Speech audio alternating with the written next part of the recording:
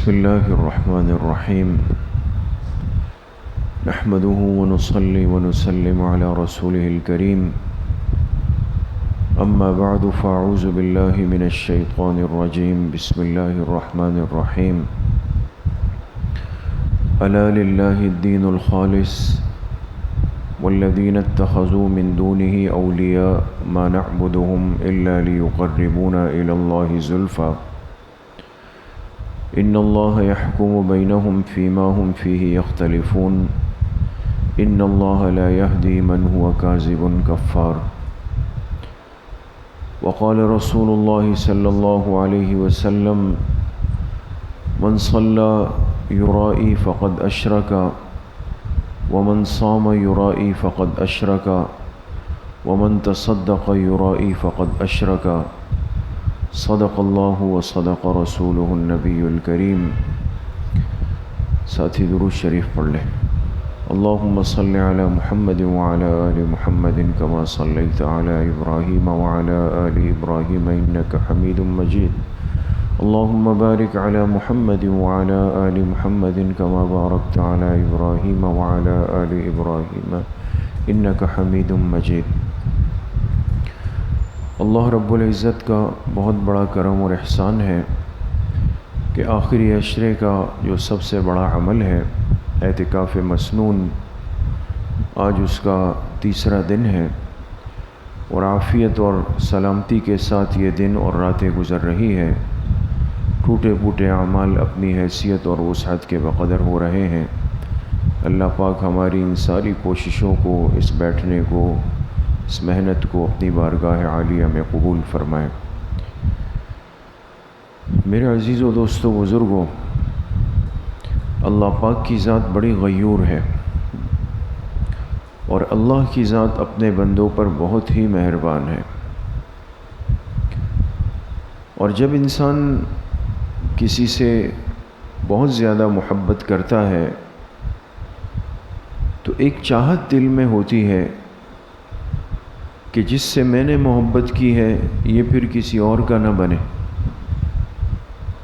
یہ تو دنیا میں ہمیں اس کے نمونے نظر آتے ہیں، حالانکہ اس دنیا کے سارے کام فانی ہیں، ختم ہونے والے، لیکن اس کے باوجود بھی جب اس دنیا میں انسان کسی کو اپنا دل دے دے، کسی سے محبت کر لے، واقعی کسی کے ساتھ صحیح ترتیب پر جڑ جائے، تو پھر وہ چاہتا ہے کہ یہ صرف میرا بن کر رہے، میرا رہے، کسی اور سے نہ جڑے۔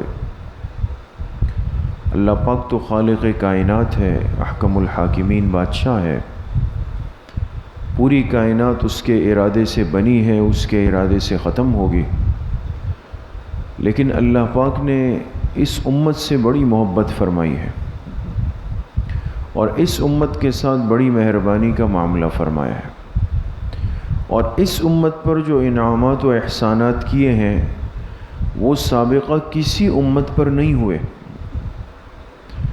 ایسا کیوں تھا؟ ایسا اس لیے تھا کہ جناب رسول اللہ صلی اللہ علیہ وسلم محبوب کائنات ہے، اور جب آپ اللہ کے محبوب ہیں تو آپ کے واسطے سے آپ کی امت بھی اللہ کو محبوب بن گئی۔ اب جب اللہ پاک کے محبوب ہیں تو اب اللہ پاک یہ اجازت نہیں دیتے، اللہ یہ برداشت نہیں کرتے کہ یہ امت کسی بھی عمل میں، کہیں پر بھی، کسی طریقے سے، کسی کام میں میرے ساتھ کسی اور کو شریک کر دے، کسی اور کو حصہ دے دے۔ اس لیے شرک کو حرام کیا، اور وہ واحد فعل جس کے بارے میں فرمایا کہ میں اس کی معافی نہیں دوں گا،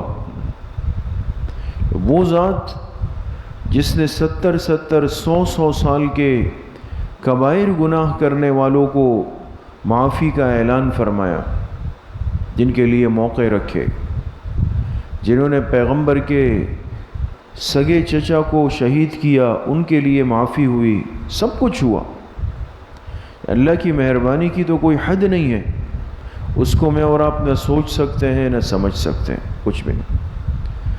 لیکن اس شرک کے بارے میں اللہ نے واضح طور پہ ضابطہ فرمایا، ان اللہ لا یغفر ان یشرک بہ، اس میں کوئی اور رائے نہیں دی۔ جو اللہ کے ساتھ شرک کرے گا، فرمایا اللہ اس کی مغفرت نہیں کریں گے۔ وَيَغْفِرُ مَا دُونَ ذَلِكَ لِمَن يَشَاءُ، البتہ اس کے علاوہ جتنے گناہ ہیں، جو کچھ ہے، اللہ جس کو چاہے بخش دے، معاف کر دے۔ تو معلوم ہوا کہ وہ فعل جس سے اللہ پاک سب سے زیادہ ناراض ہوتے ہیں اور جس کی بخشش نہیں فرماتے، وہ کسی بھی نیک عمل میں، قول میں، فعل میں اللہ کے ساتھ کسی اور کو شریک کرنا ہے۔ اور اسی کو کہا جاتا ہے توحید خالص، عقیدہ توحید، کہ انسان اپنے ایمان کو، اپنے عقیدے کو اتنا مضبوط کر لے، اس پر اتنی محنت کر لے اور اس کو اتنا پکا اور مضبوط بنا لے کہ عقیدے کے بارے میں اس کے مزاج میں معمولی سی لچک نہیں ہو، کوئی لچک نہیں ہو۔ اس لیے ہمارے معاشرے میں ہم روزمرہ دیکھتے ہیں بہت ساری چیزوں میں اختلاف ہوتا ہے، بہت ساری باتوں میں، دین کی باتوں کی بات عرض کر رہا ہوں، بہت سارے معاملات کے اندر اعتراض ہوتا ہے۔ اب مثال کے طور پہ ایک مسجد ہے، آپ نماز پڑھ رہے ہیں، آپ کے برابر میں ایک ساتھی آ کے کھڑے ہو گئے، آپ دونوں نے نیت باندھی، آپ نے ہاتھ باندھے ناف کے نیچے، اس نے ہاتھ باندھا سینے کے اوپر۔ ایسا ہوتا ہے، آپ کو بڑا عجیب لگا کہ بھئی یہ کیا ہے، ہماری مسجد میں تو اس طرح نہیں ہوتا۔ اب آپ نے کہا کہ اب سلام پھرے اور میں اس سے پوچھوں کہ بھئی یہ کیا معاملہ ہے۔ سلام پھیرا، اس سے پوچھا کہ بھئی آپ ہاتھ یہاں کیوں باندھ رہے ہیں؟ اس نے کہا آپ یہاں کیوں باندھ رہے ہیں نیچے؟ آپ نے کہا کہ بھئی ہم فقہ حنفی والے ہیں، ہمارے ہاں تو مسئلہ یہ ہے۔ اس نے کہا کہ جی ہم تو اہل حدیث ہیں، ہمارے ہاں مسئلہ یہ ہے۔ ایک سادہ سی مثال دے رہا ہوں تاکہ سمجھ میں آ جائے بات۔ اب دیکھیں، یہ ایک شرعی، ایک فقہی، ایک مسئلے کی حد تک کا ایک اختلاف ہے، اور ایک اصولی بات یاد رکھیں کہ جہاں اختلاف فقہی ہو، فرعی ہو، جزئی ہو، اس کی بنیاد پر جو تقسیم ہوتی ہے وہ مسلک کہلاتا ہے، وہ مسالک بن جاتے ہیں۔ اور جہاں اختلاف اعتقادی ہو، عقیدے کی بنیاد پر ہو، اس کے نتیجے میں جو تقسیم ہوتی ہے وہ مفاتن کہلاتے ہیں۔ یہ بہت بڑا فرق ہے، ہم ان چیزوں کو ایک ساتھ خلط ملط کر کے چل رہے ہوتے ہیں۔ فتنہ الگ چیز ہے، مسلک الگ چیز ہے، دونوں میں زمین آسمان کا فرق ہے۔ جہاں عقیدے کی بنیاد پر اختلاف شروع ہو جائے، گڑبڑ شروع ہو جائے، باتیں شروع ہو جائے، نعوذ باللہ من ذالکم، کوئی دین اسلام کے بنیادی اعتقادیات، ایمانیات اور اس کے شعائر پہ بات کرے، تو سمجھ جائیں کہ یہ آدمی فتنہ پرور ہے، یہ امت میں فتنوں کے بیج ڈال رہا ہے، فتنے پھیلا رہا ہے۔ اور باقی اگر یہ اختلاف ہے کہ بھئی آمین زور سے کہیں، آہستہ کہیں، ہاتھ اوپر باندھے، نیچے باندھے، اذان سے پہلے صلاۃ و سلام بعد میں ہو یا نہ ہو، یہ فروعی مسائل ہیں۔ جب یہ باتیں ہوں تو سمجھ جائیں کہ یہ اختلاف مسلک کا ہے، مشرب کا ہے، اس میں ایک دوسرے کے گریبان نہیں پکڑنے، اس میں وہاں بھی دلائل ہیں، یہاں بھی دلائل ہیں۔ اس لیے ہمارے اکابر علماء دیوبند کسر اللہ سوادہم، ان کی زندگیوں کو آپ پڑھیں تو یہ بات بالکل واضح طور پہ نظر آئے گی ہمارے اکابر کی زندگیوں میں۔ حضرت نانوتوی سے لے کر حضرت تھانوی، حضرت مدنی رحمہم اللہ، سب میں ایک بات قدر مشترک ہے کہ ان حضرات کی زندگیوں پہ اگر آپ غور کریں، نظر ڈالیں، اس کو پڑھیں، تو انہوں نے کبھی بھی فروعی، جزئی، ضمنی مسائل کے اندر زور زبردستی نہیں کی ہے، سینہ اتنا بڑا رکھا ہے، کشادگی رکھی۔ لیکن جہاں مسئلہ اعتقاد اور عقیدے کا آیا تو آپ کو نظر آئے گا وہی لوگ جو اتنے نرم تھے مسائل میں، عقیدے کی بات میں وہ لوہے کی طرح سخت ہو جاتے ہیں۔ وہ کہتے ہیں نہیں، یہ قبول نہیں۔ امت کو ایک بات سمجھا دی کہ عقیدہ نجات کے لیے بنیاد ہے، اس میں اگر آپ کمزور اور ڈھیلے ہو گئے تو اللہ پکڑیں گے پھر۔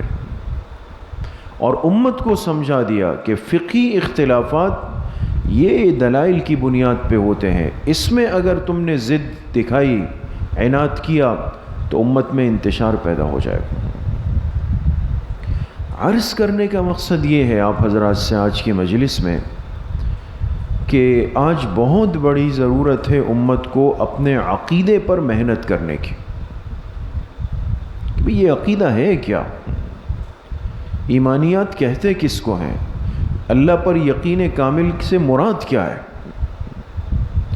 انسان اللہ پر جب ایمان لے آئے، کلمہ پڑھ لے، اس کے بعد پھر اللہ کے ساتھ کسی فعل میں، کسی قول میں، کسی صفت میں، کسی کام میں کسی اور کی شرکت کا سوچ بھی لینا، یہ آپ کے عقیدے کو ہلا دے گا، توحید خالص کو ختم کر دے گا۔ آج اعتقاد پر محنت کرنے کی بہت بڑی ضرورت ہے۔ ہمارا عقیدہ ایسا مضبوط ہو اور ایسا سخت ہو کہ اس میں کسی کو بات کرنے کے لیے ہم راستہ ہی نہیں دیں۔ باقی جتنی چیزیں ہیں، اخلاقیات ہے، معاشرت ہے، آداب ہے، اس میں بہت کھلا میدان ہوتا ہے، اس میں آپ سب کچھ کر سکتے ہیں، ہر ایک کے لیے سینہ کشادہ رکھ سکتے ہیں، لیکن یاد رکھیں عقیدے میں انسان نہیں کہہ سکتا کہ بھئی عقیدے کے بارے میں میرا سینہ بہت کھلا ہے، بابا جو آئے آئے۔ یہ ایمان کو ہلانے والی بات ہے۔ عقیدہ بنیاد ہے، اخلاص بنیاد ہے۔ اگر اس کے ساتھ کوئی اور چیز شامل ہو جائے، دکھاوا شامل ہو جائے، ریاکاری شامل ہو جائے، تو یہ انسان کے اس عمل کو، اس ایمان کو، اس نیکی کو لمحوں کے اندر ضائع اور برباد کر دیتا ہے، وہ سب چلا جاتا ہے یہاں سے۔ اس لیے میرے عزیزوں، دوستوں، بزرگوں، ہم اپنے عقیدے پر اتنی محنت کریں اور اس کو اتنا مضبوط بنائیں کہ اس کے بعد پھر جب بھی کوئی نیک کام میں کروں، نماز پڑھی، اعتکاف میں بیٹھے، نفلی روزے رکھے، ساتھیوں کا اکرام کیا، صدقہ کیا، زکوٰۃ دی، کسی کی خدمت کی، کوئی بھی کام کیا، تو اس نیک عمل کے کرتے ہوئے میرے دل میں رتی برابر ایسا کوئی شبہ، شائبہ، واہمہ نہ آئے کہ بھئی فلاں بھی دیکھ لے تو ذرا مجھے اور زیادہ خوشی ہو جائے گی۔ کیوں؟ اس لیے کہ وہ نیک عمل میں کس ذات کے لیے کر رہا ہوں؟ اللہ پاک کے لیے کر رہا ہوں، وہ اللہ کے لیے ہو رہا ہے۔ اور جو کام اللہ کے لیے ہو رہا ہے، اللہ پاک پھر یہ نہیں چاہتے، یہ اجازت نہیں دیتے کہ اس میں کسی اور کا بھی حصہ ڈال دو، وہ تو پھر گیا۔ ہمارے یہ اعمال، یہ اعتکاف، یہاں پر بیٹھنا، یا جو مسلمان مرد عورت جس جگہ بیٹھ کر جہاں پر اللہ پاک کے لیے کوئی نیک عمل کر رہا ہے، کوئی نیک عمل ہو، وہ اتنی اخلاص والی نیت کے ساتھ ہو کہ اس میں کسی اور کی شرکت کا امکان ہی ختم ہو جائے۔ مشہور حدیث ہمیشہ ہم سنتے ہیں اور پڑھتے ہیں، کتابوں میں بھی دیکھی، آپ حضرات نے بھی سنی کہ قیامت کے دن 3 آدمیوں کو اللہ کے سامنے لایا جائے گا، ایک شہید ہوگا، ایک عالم ہوگا، ایک سخی ہوگا، اور کتنے بڑے بڑے کام ہیں، تینوں بڑے اعمال ہیں، لیکن ان تینوں سے اللہ پاک پوچھیں گے، پہلے شہید سے، بھئی کیا کیا میرے لیے؟ اللہ اپنی جان دی، جو اصل چیز تھی وہی آپ کے نام پہ دے دی۔